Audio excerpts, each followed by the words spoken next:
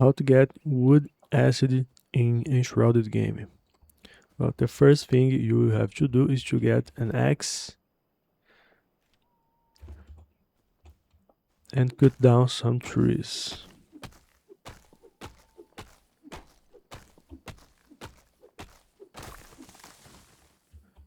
You get logs, wood logs, then get your pickaxe and mine some dirt.